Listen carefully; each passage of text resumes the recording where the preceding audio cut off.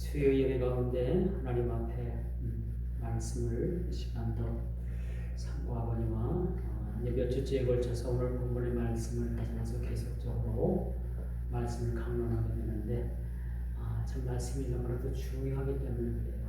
우리 엘리야가 사르밧에 있는 여인과 이 아들에게 주어진 그 축복의 통로는 예수님께서 광야에서 5천 명을 먹이시고 나왔던 그런 기적의 역사와 버금가는 그러한 말씀이기 때문에 저는 구약의 오병이어다라고 해도 과언이 아닌 그런 말씀이라고 볼 수가 있습니다. 어릴 적 저에게 어머니는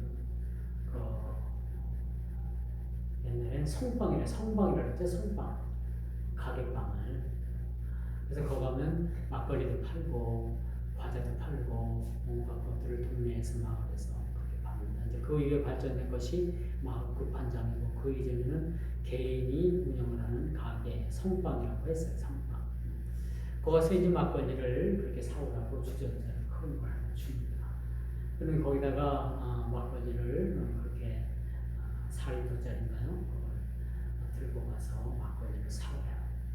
그 막걸리가 너무나 무거워가지고 오다가 좀 쏟아내고 무거우니까 어디 뭐 초등학교도 안 되는 아이가 가서 막걸리를 사오니까 오다가 좀 쏟아내고 또 오다가 이게 맛이 뭔가 해서 좀 먹어보기도 하고 집에까지 가져오면 한 3분의 1은 소실이 되고 3분의 2만 남죠.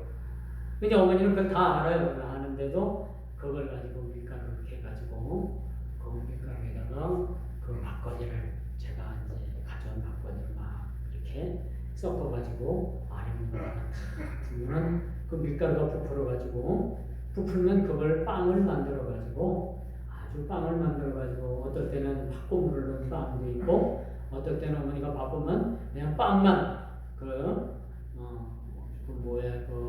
무슨 헝겊이죠? 뱃잎을 헝겊에다 이렇게 해가지고 빵을 거둬가지고 야 이거 다 익으면 너 소뚜껑 열고서 네가 알아서 먹어. 근데 열고 먹으면 그게 부풀어가지고 얼마나 맛있었는지 그 빵이. 그렇게 빵을 바쁘니까 이제 그걸 정성껏 쓸어서 어떨 때는 줄 때도 있지만 어떨 때는 네가 알아서 먹으라 그러면 그냥 알아서 먹는 거죠. 알아서 먹고 그렇게 그 술빵이 참 맛있었습니다. 막걸리로 만든 빵이. 그래서 요즘 또 이제 차를 타고 다니다 보면 거리에 그런 노릇노릇한 술빵을 팔더라고요. 그래서 이제 옛날 어머니가 해줬던 그 빵 생각이 나서 그걸 이제 한 덩이 사서 먹어보면 옛날 맛이 안 나는 거예요. 어머니가 그렇게 바쁜데도 그렇게 해준 빵이 훨씬 더 맛있고 그때 먹었던 그 빵 맛이 없는 거예요. 사실 그때 빵은 뭐예요? 택도 없는 빵 아니에요? 택도 없는 빵.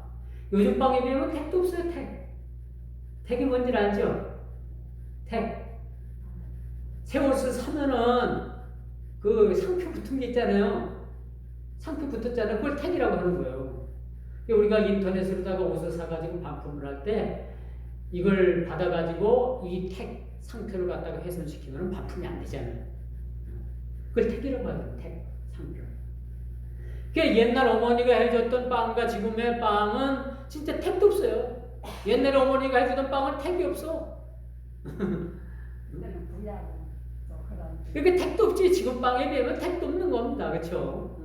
요즘 빵은 뭐예요? 잘 포장된 비닐 위에 온갖 거기에 뭐 과일도 얹어놓고 그 소스가 얼마나 맛있는 소스 해가지고 요즘 빵이 얼마나 맛있게 나와요. 그런데도 요즘 그 빵을 먹으면 어머니가 옛날에 해줬던 빵 맛이 안 나는 그 향수. 이제 그게 사실은 빵 맛이 그때가 더 좋았던 것이 아니라 그때 당시에 향수인 거예요. 향수. 지금 그 빵을 먹어보면 그때 향수가 없는 거예요. 그렇기 때문에 어머니가 해준 빵만 못하고 택도 없는 거죠. 요즘 브랜드 있는 빵이 얼마나 많이 있어요. 파리바게트, 그 다음에 뭐가 있어요? 여러 가지 빵들이 많이 있잖아요. 그렇죠?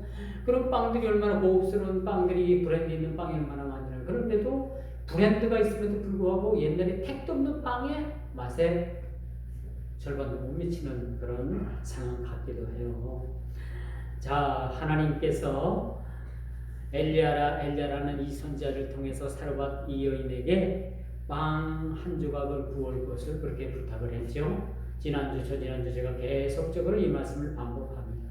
이제 이 여인이 하나님 앞에 순종하는 마음으로 이래도 주거나 저래도 주거나, 하나님의 선지자라고 하는 거 꼴난 사람, 우리 집에 오면 적어도 무슨 한 달치 밀가루 가져온다든가 일주일치 무슨 먹을 거라도 좀 사들고 와야 된다든가 하는데 몸만 달랑 와가지고 빵을 못 달라라고 제가 얘기했다고 지난주에도 말씀드렸습니다만, 이 여인이 이 선지자에게 참 그래도 하나님의 종이라고 하니까 이제 나머지 이 한 움큼 되는 그런 밀가루 가지고 정성껏 빵을 구워가지고 이 선지자에게 대접을 하게 되는 거예요. 그런데 더 서운한 말이 뭐냐면, 먼저 이것을 거기서 나에게 대접을 하고 당신들은 나중에 먹으시오, 그런 얘기를 하는 거예요. 아무 말이나 좀 하지 말든지, 안 그렇습니까? 대접을 받으려면 아무 소리도 하지 말고 대접을 받아야 되는데, 나부터 빵을 주고 나머지를 가지고 당신들이 먹을 것을 해먹으라고 하니까 이 여인이 참 속으로는 어떨지 모르지만 참 상당히 속이 기분이 좀 언짢았을 거예요. 아무리 하나님의 종이고 선지자라고 하더라도 이렇게 먹는 것이 귀하고 물 한 방울이 귀한 이 시대에, 그 시대에 빵을 먼저 선지자에게 대접을 하고 나중에 너희들은 알아서 먹든지 어떻게든 먹든지 나중에 먹으라는 얘기예요. 그렇죠? 여러분 어떻습니까? 여러분 상황에서 그렇게 된다면 화가 나고 싸우려고 하겠죠? 응? 당신한테 줄 것도 없어. 응? 우리 먹을 것도 이만큼 뿐인데 당신부터 구워주고 우리는 나중에 먹으라고? 당신 구워주고 나면 우리가 먹을 게 뭐가 있냐 말이야.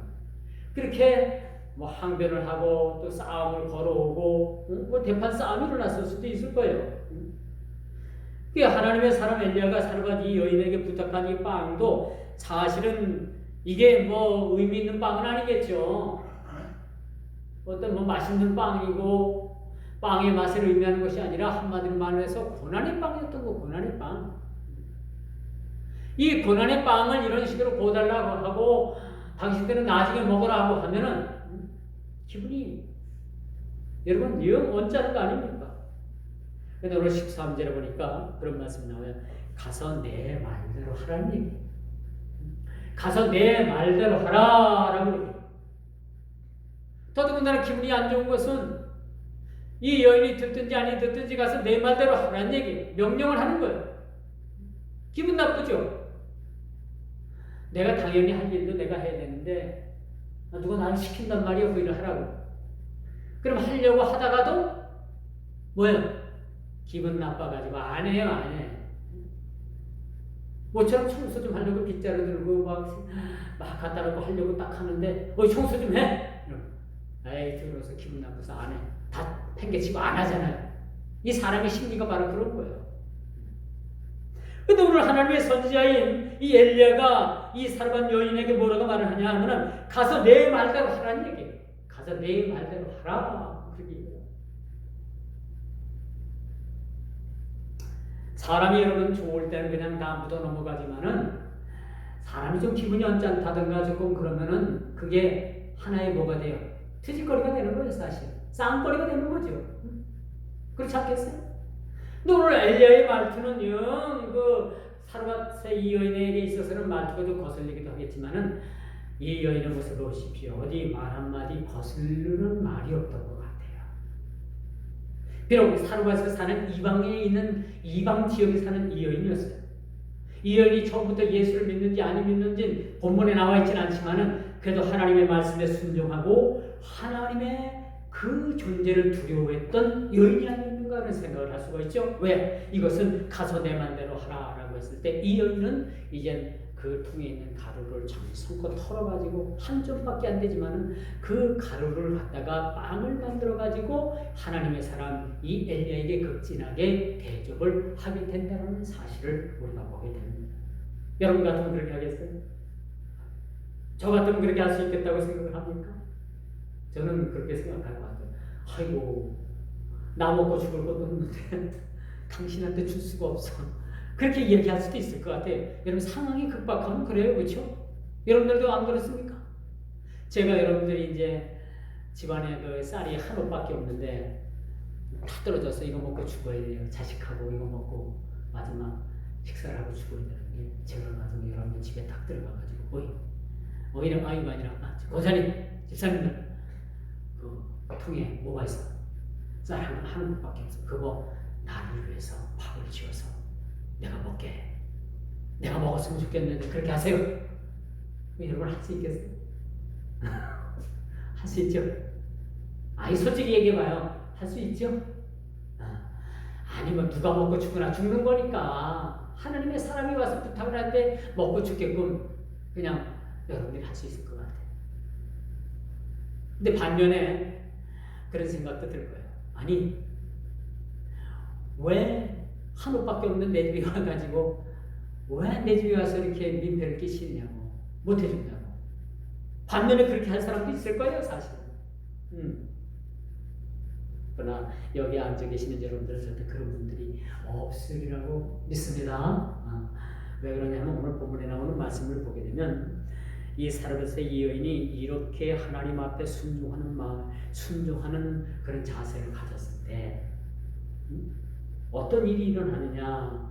오늘 아주 굉장한 일이 일어나요. 14절에 보니까 왜 엘리야가 이 사르밧에 사는 이 여인을 찾아와서 이런 부탁을 했는가. 14절 중반절에 보니까 그런 말씀이 나오죠. 여호와가 비를 지면에 내리는 날까지 그 통에 가루가 떨어지지 아니하고 그 병에 기름이 없어지지 아니하리라 하셨느니라.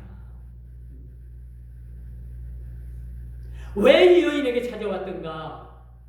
이 여인의 가정에 축복의 통로를 열어주기 위해서 엘리야가, 하나님의 사람인 이 엘리야가 그 먼 곳을 마다하고 이 여인의 집을 찾았다는 사실을 우리는 보게 되는 것입니다. 하나님께서 축복의 이 통로를 열어주기 위해서 이 여인을 잠시 시험했던 거예요. 어떤 시험이었느냐? 그 통에 가루가 조금밖에 없었어요. 그것을 탄탄 털어가지고 하나님의 사람 선지자에게 대접하라는 겁니다. 그렇게 대접한 후에 당신들은 나중에 먹든지 말든지 나중에 먹으세요. 그렇게 말을 했을 때 10중 8구는 전부 다 싸움을 하려고 대들지요. 당신이 하나님의 사람이면 하나님의 사람이었지. 왜 이런 무리한 부탁을 나에게 하느냐? 나 이거 못한다. 당신 나가시오. 당신이 무언데 나에게 우리 집 통에 가루 조금 있는 걸 가지고 이것까지 당신이 나한테 와서 축을 내려고 합니까? 못합니다. 가십시오. 그렇게 말할 수가 있습니다.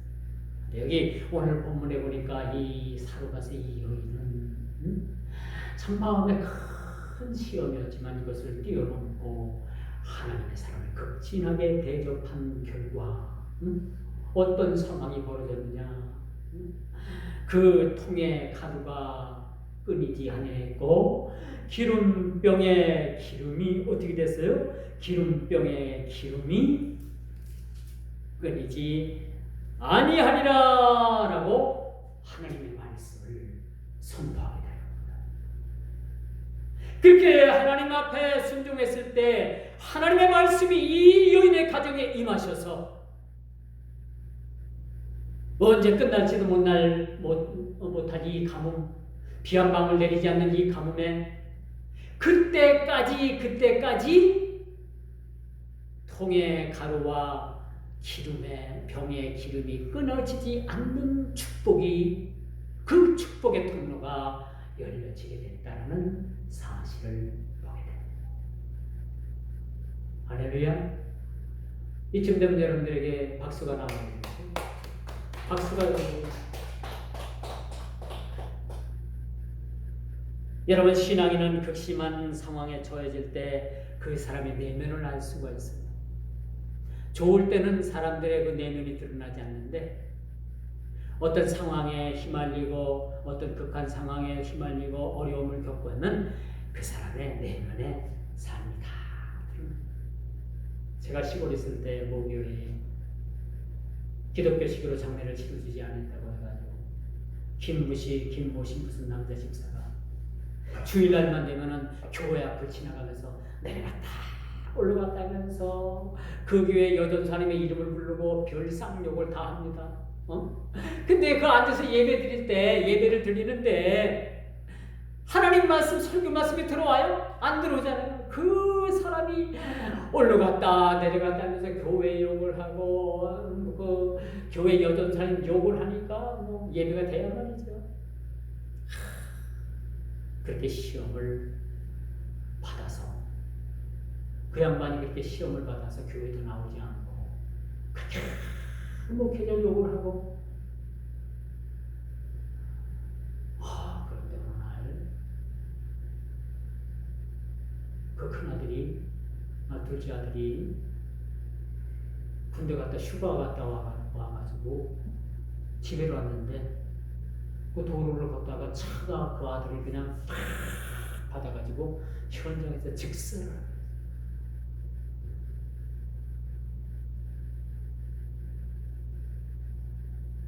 그래도 이 양반이 깨닫지 못하니까 대전서 목회하는 아들이 있었어요. 그 큰 아들을 그만 데려가서 하나님께서 그 다음에는 몰라요. 저는 어떻게 됐는지 그 소식을. 저 충주 시내로 이사 갔다는 얘기만 들은 얘기밖에 없어요. 무섭더라고요. 그 이유로 인해서 그런 어떤 반란이 닥쳤는지 아니었는지는 전 모르겠어요. 그것까지 여러분들에게 판단하라 제가 판단하고 싶지는 않아요. 근데 그렇게 나고 난 다음에 그렇게 그 여전사님을 대적을 하고 하더니 그런 사당이 일어나더라고요. 사당. 무섭더라고요.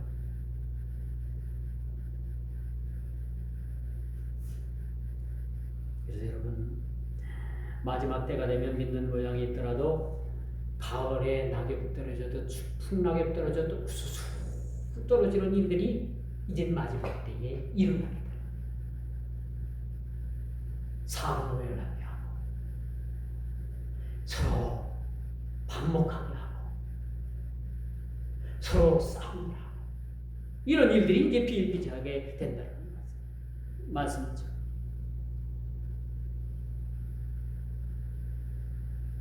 가선의 말대로 하라는 말은 위로의 말이 아닙니다. 어떻게 하나 하나님께서 선지자의 입을 통해서 하나님께서 두 눈을 가지고 보고 계셔. 어떻게 하는가? 가끔 우리 믿음의 성도들도요, 하나님께서 우리에게 시험을 하실 때가 있어요. 큰 일을 맡기기 위해서 시험을 합니다. 이 사람이 과연 이 일을 해낼 수 있을까 없을까? 하나님께서 시험을 하죠. 여러분 모르게 하십니다. 지내놓고 보면 하나님께서 그때 그런 시험을 주셨고 그 시험을 통해서 잘 통과하니까 하나님께서 내게 이런 일을 맡기셨고 나중에 그런 일들을 깨닫게 되는 거죠. 이번 8.1월 광복절에 강화문에서 광신도 집회가 열렸어요. 거기는 일반인들도 있었지만은 목사들도 대다수의 많은 목사들이 거기 가서 대모를 하고 집회를 한대요. 이 정신나간 얼간이들이죠. 목사가 목회는 안 하고 왜 강화문에 가서 얼떨떨. 전에 이 얘기를 듣지 않으니까 전광훈 그 양반이 이 목회자들 은퇴하면은 한 달에 뭐 200만 원, 300만 원씩 연금을 만들어가지고 연금 조합을 만들어가지고 연금을 한 달에 얼마씩 준다고 200, 300을 준다가지고 거기에 솔직해서 쏘가 넘어간 우리 노회도 몇몇 간의 사람들이 거기 막 다니는 걸로 알고 있어요. 이번에 그 사람들 갔다 왔는지는 모르겠어요. 이렇게 얼빠진 목사들도 많이 있더라고요. 얼빠진 목사가 하는 얼빠진 곳에 얼빠진 목사들이 갖는 그런 모습. 그 결과 지금 어떻습니까? 전국적으로 지금 코로나 바이러스가 지금 막 창궐을 하잖아요. 이거 사실 우리 교회 책임입니다. 이거 교회가 어떻다 저떻다 어디 가서 변명할 뭐 방법도 없을 것 같아요. 이제는 엎드려서 기도하는 방법밖에 없어요. 다 드러났잖아요. 너무나도 부끄러운 일 아니겠습니까? 이런 일들이. 어떻게 하나님의 음성을 들을 생각 안 하고 하나님의 눈이 하나님의 뜻을 우리가 어떻게든지 하나님의 뜻을 하려고 하는 것이 아니라 그 강한 가가지고 뭐 이렇게 흔들면 뭐 연금이 나와요. 한 달에 얼마씩 나와요. 이런 얼빠진 이런 어떤 멍청한 이런 어떤 그런 일들이 뭘 그렇게 날로 먹으려고 일단 순 도적놈들이라고 난 저 생각을 해요. 순 도적놈들. 이런 목사들이 많이 참석을 했다 합니다. 부끄럽죠. 내 여인은요, 가서 내 말대로 하라라고 엘리야 선지자가 말을 했을 때 큰 두려움을 느꼈어요. 두려움을 느꼈어요. 이 두려움이 이 여인에게 깊은 신앙이 되었던 겁니다. 두려워하는 마음. 어떤 사람들은 교회 다니고 예수를 믿는다고 해도 하나님을 두려워하는 낯이 없어요. 자기 마음대로 자기 뜻대로 자기 행하고 싶은 대로 하는 사람들이 많이 있어요. 이런 사람들에게 과연 하나님의 살아계심이 안중에나 있을까? 저는 없다고 생각합니다. 우리가 조금이라도 하나님을 두려워하는 마음이 생긴다면 우리 자신을 참 두렵고 떨리는 마음으로 하나님 앞에 우리 자신을 돌아봐야 돼요. 그렇지 않겠어요? 하나님께서 진짜 살아계시고 하나님께서 계시다는 걸 알면은 말 한마디 행동 하나하나도 우리가 일거수일투족을 우리가 함부로 놀릴 수가 없다는 사실들을 우리는 알아야 되는 거죠. 근데 오늘 많은 사람들은 막대 먹은 사람들이 너무나 많이 있습니다. 이런 사람들에게는 하나님은 없습니다. 하나님을 믿는다고 하지만은 진짜 살아계신 하나님, 그런 하나님이 아니라 자기가 만든 하나님을 믿는 그러한 잘못됨에 빠져 있을 수도 있다는 사실을 우리가 보게 되는 것이죠.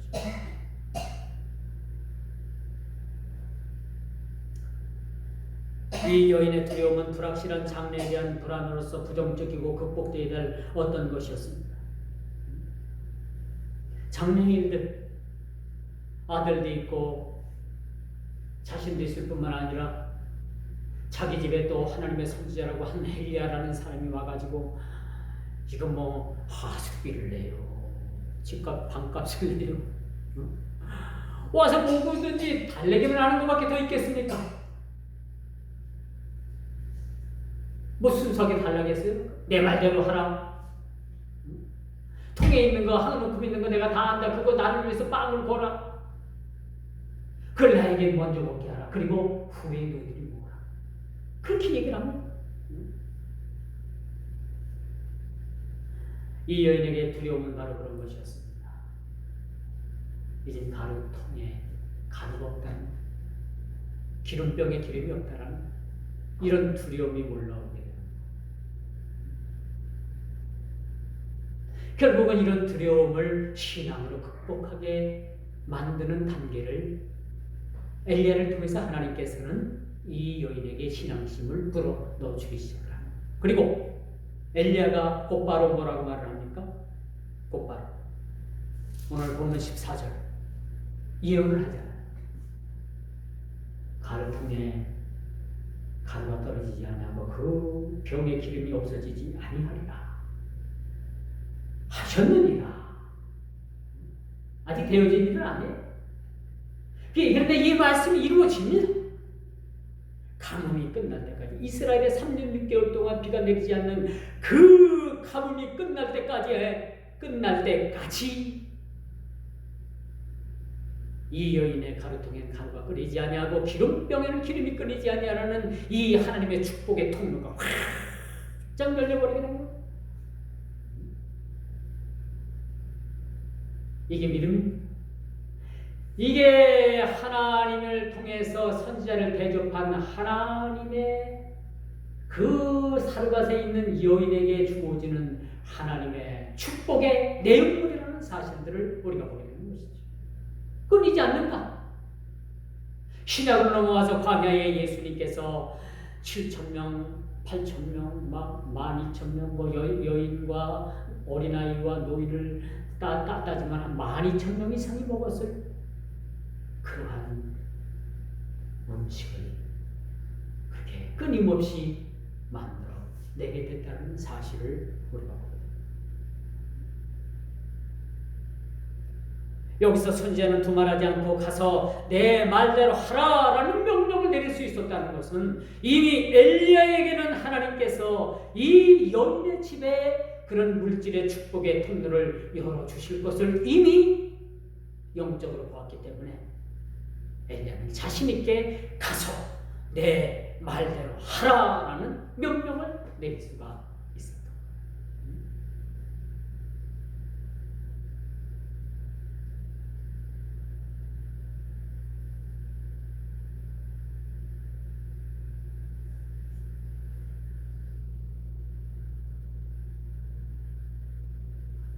내 믿음대로 될지어다라는 말하고 내 믿음대로 되라라는 말하고 어떤 게 더 가까운 것 같아요?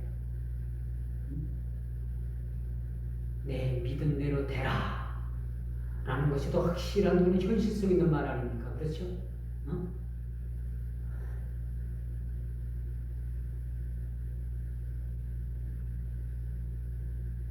그리고 그것으로 나를 위하여 작은 떡 하나를 만들어 내기로 가져오라.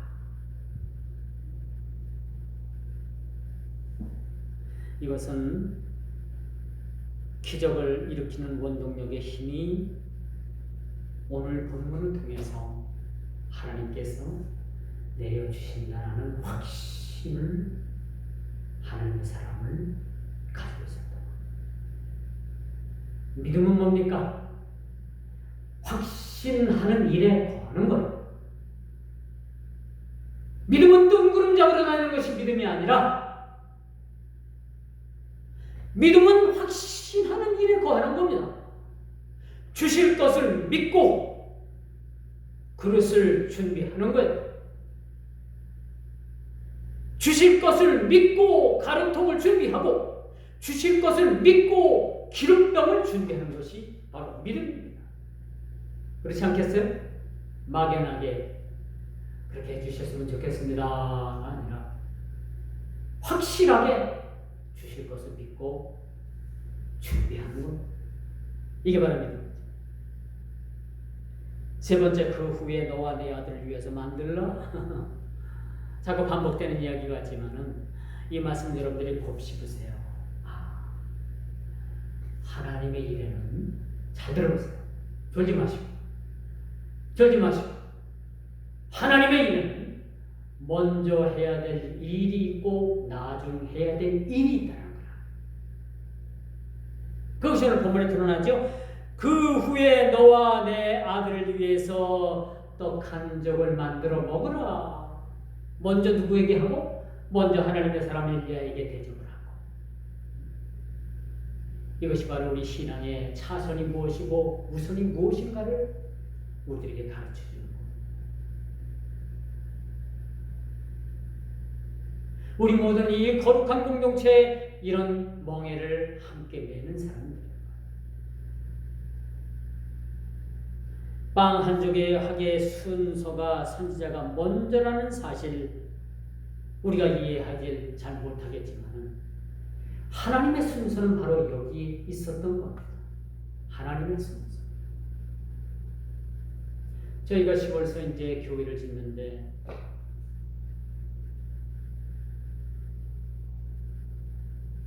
저희 땅 팔고 집 팔고 저쪽 기퉁에 있던 집 하나 터 하나 팔고 하니까 이제 교회 집돈이 나오고 터살돈이 나왔어요. 이제 집을 팔면서 집을 사는 사람한테 우리가 당장 집을 칠 수 없으니까 몇 년 내까지만 좀 봐주시오 하고 우리 집을 내놨습니다. 그리고 그해 가을부터 시작을 해서 이른 봄까지 교회를 지었습니다. 짓고 나니까 이제 그런 생각이 들어요. 이제 교회를 지니까 우리 집도 좀 지어야 되겠다 해가지고 초마전 앞 텃밭에다가 저희 집사람하고 그렇게 줄을 떼어가지고 여기다 이렇게 짓겠다고 딱 제가 이제 이렇게 줄을 긋는데 아버지가 저희 아버님이 와가지고 화를 내는 거예요. 무슨 돈이 있어서 집을 짓는 거야? 무슨 돈이 있어서 너희들이 집을 짓는 거야? 사실 수중에 집에 있는 걸 하나도 없었어요. 그런데 하나님께서 교회를 딱 짓고 나니까 우리 집 짓고 집을 지을 재료가 남은 거예요. 이걸 어떻게 팔 수도 없고 팔면 헐까다. 그래서 이걸 저희가 외상으로다가 샀어요. 사다가 집을 짓고 또 일꾼들도 외상으로 아는 분을 통해서 외상으로 와서 짓고 또 신협에 가서 또 빚도 내고 해가지고 갚고 제가 이제 뭐 조금씩 모아가지고 또 집값도 갚고 그런데 교회를 짓고 난 모든 나머지 재료를 가지고 우리 집을 짓는데 정확하게 짓고 나니까 대문 바시까지, 대문 기둥까지 다 쌓고 나니까 딱 벽돌 한 장이 딱 남는 거야. 할렐루야. 야, 이거 하나님께서 재은 겁니다. 아니 벽돌 한 장이 모자르면 에이 이거 모자르면 될 텐데, 그거 핑계, 그런 말 안 나오기 위해서 벽돌 한 장이 딱 나오는 거야. 하나님의 기적을 거기서 또 맛봤습니다. 거기서 하나님의 기적을 또 맛. 하나님은 이러신 분이죠. 죽으면 죽으리라고 지금 진짜 우리 몸을 내던지고 다 모든 걸 내던지니까 하나님께서 그렇게 또 채워주시더랍니다. 한 장이라도 벽돌 한 장이라도 모자랐으면 이건 하나님의 뜻은 아니고 하나님께서 행하신 게 아니에요. 근데 하나님께서는 다 짓고 벽돌 한 장 딱 남게만 하시는, 이건 뭘 뜻하느냐? 하나님께서 하셨다는 거예요. 제가 20대에 저지른 일이지만 아직도 이런 일들이 생생하게 내 머리에, 내 죽을 때까지 이거 잊지 못할 것 같아요. 아주 생생합니다. 생생해. 하나하나 벽돌 한 장 한 장이 다 생생해. 다른 거 다 잊어버렸어요. 저. 근데 그런 부분들을 하나도 잊어버리지 않고 하나님께서 하셨다는 것을 지금도 저는 간증으로 여러분에게 들려줬어요. 우리 아버지가 나중에는 아무 말도 안 하시더라고. 얘 네 맘대로 하라. 얘. 네 맘대로 하라.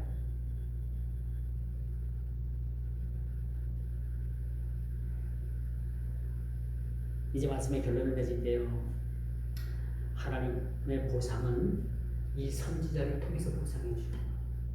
제가 참 우습고 여러분들 보기에 좀 그저께 보여도 하나님께서는 여러분들에게 직접 주신 게 아니라 저를 통해서 축복의 통로를 열어주시는 거예요. 저하고 막히면 다 막혀요. 그러니까 저하고 막히지 마세요. 저는 여러분하고 뭐 어떤 일이든지 막을 생각은 전혀 없습니다. 누구든 마찬가지예요. 여러분이 저하고 막으면 하나님의 통로가 막힌다는 사실. 물론 하나님께서 여러분들에게 직접 하시는 일들도 있지만은 중요한 일들은 이 종을 통해서, 종으로 세워진 그 수많은 그런 종들을 통해서 하나님께서 일을 하신다는 사실들을 여러분 기억하시고, 우선 할 일이 뭔가, 나중 할 일이 그렇다고 제가 여러분들 집에 방문하면 밀가루에, 통에 있는 밀가루 갖다가 그냥 빵을 구워갖고 주지 마세요.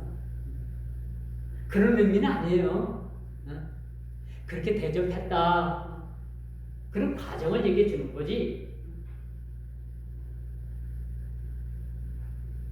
그 병의 기름이 없어지지 않았다고 했습니다. 지면에 비가 내리는 날까지 그 통의 가루가 떨어지지 아니했다고 했습니다. 이건 분명 하나님께서 하신 일입니다. 가서 엘리야의 말대로 하였더니 엘리야와 식구가 여러 날 먹었으나 여호와께서 엘리야로 하신 말씀과 같이 통에 가루가 다하지 아니하고 병의 기름이 없어지지 아니하니라. 이게 본문 말씀의 대미를 장식하는 결론의 말씀. 여러분 모두의 가정도 하나님의 축복의 통로가 완전히 크게 열려지는 은혜가 있기를 주 이름으로 축원하면서 말씀을 맺도록 하겠습니다.